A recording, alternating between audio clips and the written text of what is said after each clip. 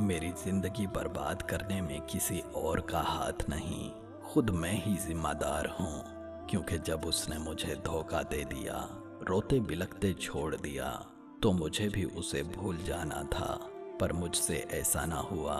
जो जो दिन गुजरते गए वो मुझ में और समाती गई, मेरी रगों में उतरती गई, मेरी रूह में पेवस्त हो गई।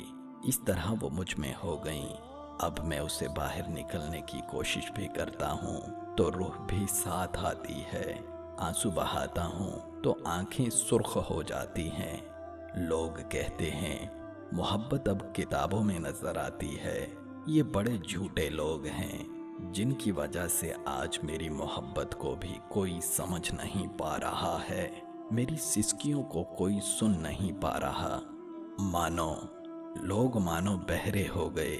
इन किताबों को जला दीजिए जिनमें मोहब्बत लिखी है, ताकि लोग देखें जिंदगी में भी मोहब्बत बाकी है।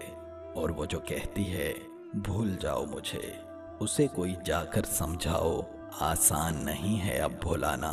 तुम मेरी हर तहरीर पढ़ती हो, मुझे इन तहरीरों में तड़पता देखती हो, तो मैं चाहता हूँ इन तहरीरों को समझकर मुझे एक बार देखने आओ।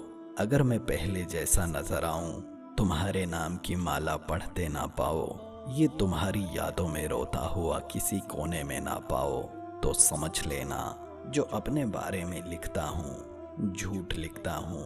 और फिर ऐसे ही ना जाना अपने पैरों से चप्पल निकालना और मारती हुई ये कहना, मैं जब भी तुम्हारी तहरीर पढ़ती थी बहुत रोती थी और तुम धोखेबाज निकले जो सबको बेवजह रुलाते हो। और मेरे मुंह पे थूक के चली जाना। अगर मैं जैसा लिखता हूँ वैसा मिलूं, तुम्हारी यादों में तड़पता मिलूं, आंखों से आंसू बरसाता मिलूं, तो मुझे छोड़ कर ना जाना, मुझे अपनी बाहों में समा लेना। मैं अपने सारे गम भूल जाऊंगा। जो तुमने किया उसे जुबां पर भी ना लाऊंगा, और तुम्हारी खुशी के लिए अपनी जिंदगी वार दूंगा।